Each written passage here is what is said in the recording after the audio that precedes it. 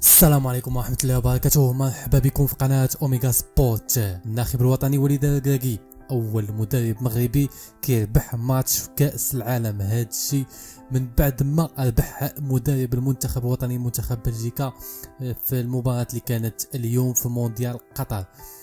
وليد الركراكي ساهم بشكل كبير في هذا الربح هذا. إذا شفنا الأهداف كانت من التغييرات اللي كان قام بهم، واللي كنهضروا هنايا على زكريا بوخلال اللي صاحب الهدف الثاني، وصاحب الهدف الاول اللي هو الصابري. هذا اللاعب اللي لاعب شاب، لاعب من الطراز العالي. نتوقع اننا نشاهدوه في المباراة القادمة كرسمي هو وزكريا بوخلال. فكيف ما شفنا في الشوط الاول سلب التعادل، هنا عرف كيفاش هو واللعابه يحسموا الامور في الشوط الثاني بالتغييرات اللي قام بها، واخا خرجوا ليه يعني شي حوايج من الجنب اللي ما يبغيهم حتى مدرب، بحال الاصابه ديال ياسين بونو قبل لحظات من انطلاق الماتش، الاصابه ديال اشرف حكيمي اللي توعت وخرج في الشوط الثاني. ولكن الكوتش هنايا لعب او خدم العقليه ديالو وعرف كيفاش يسير المباراه.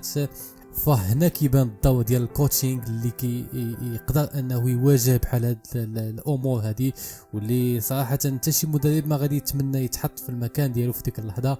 اللاعبان يعني كاملين رسميين واحتياطيين، يعني خلات المدرب المغربي يخرج رابح بالنتيجه ديال 2-0. كان دعم من اللاعبين ديال الاحتياط وكذلك القتاليه ديال اللاعبين اللي كانوا داخل الملعب. هذا الشيء اللي خلانا اننا نشوفوا الهدف الاول والهدف الثاني يجيو بهذه الطريقه اللي شفناها. فالهدف الاول كان عن طريق الخطا اللي جابه اللاعب يحيى عطية الله، اللي كذلك قدم ثاني مباراة له يعني في كأس العالم. هاد ثاني مباراة اللي كبيرة جدا، مباراة من المباريات القوية لهذا اللاعب. فركراكي من ذاك النوع اللي ما كيتقلقش ملي كيتنمروا عليه المنتقدين ديالو، ملي كينعتوه يعني براس لافوكا.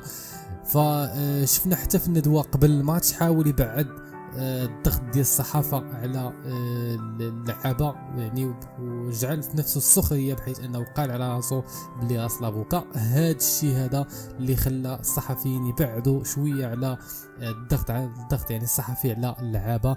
وهنا كيبقى الدور ديال المدرب وليد الركراكي باش يواجه بحال هاد الامور هذه.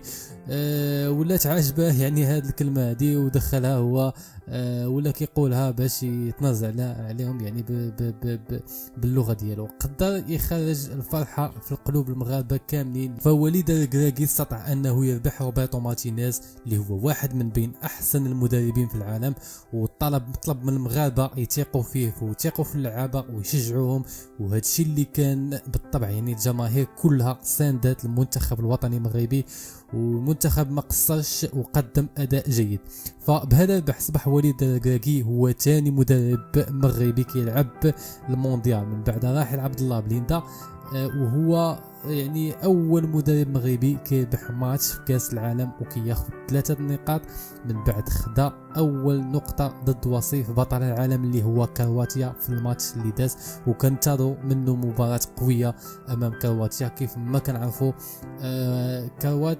كندا ضد الماتش كندا يعني في الماتش الاخير، كيف ما كنعرفوا ماتش كندا هي طريقه اللعب ديالها بحال طريقه اللعب ديال المنتخب الامريكي، كيعتمدوا على السرعه وعندهم لاعبين شباب، وهادو غادي يعذبوا وبشكل كبير جدا خط الوسط ديال الميدان. لهذا كان يعني ممكن ان نشاهد يعني اللاعب سليم املاح يكون في الاحتياط هذه المره هذه، ونشاهدوا اللاعب الصابري هو انه ياخذ يعني نظرا القوه البدنيه ديالو والسرعه ديالو، حتى انه عنده تسديدات قويه جدا يمكن انها تنفع المنتخب في الماتش الجاي. وهذا الشيء اللي كنتوقع على ان المدرب وليد الركراكي التغييرات اللي غادي يدير، وحتى اننا ممكن اننا نشوف يعني زكريا بوخلال اللي عاد واكد على العوده ديالو بالقوه ديالو خلال هذه المباراه هذه. قبل الهدف كان كيقدم واحد المستوى جيد، من بعد جاء الهدف بعد التمريره اللي كانت من لاعب زياش. فما تنساوش تخليوا لنا في التعاليق الاراء ديالكم حول اداء المنتخب الوطني المغربي في المباراه ديال بلجيكا، وما تنساوش تقولوا لنا يعني كيفاش تتوقعوا يكون اداء ديال المنتخب الوطني المغربي ضد كندا. والسلام عليكم ورحمه الله وبركاته.